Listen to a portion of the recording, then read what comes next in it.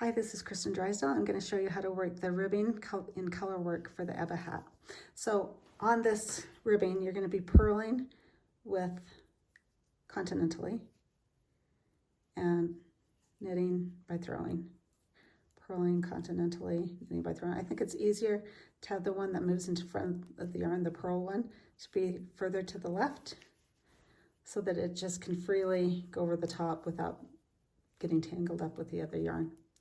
If you want to work with one hand instead of two, you can put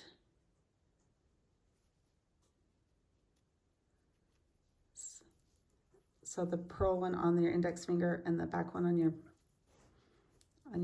middle finger, and then you'll go purl, knit. Let's turn this around, it got stuck. Then purl, knit, purl, knit. I'm a big fan of one in each hand because then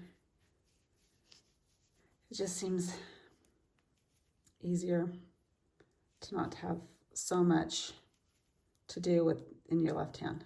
It kind of distributes the work evenly between the two hands. We do it slower. Knit, purl, knit, purl.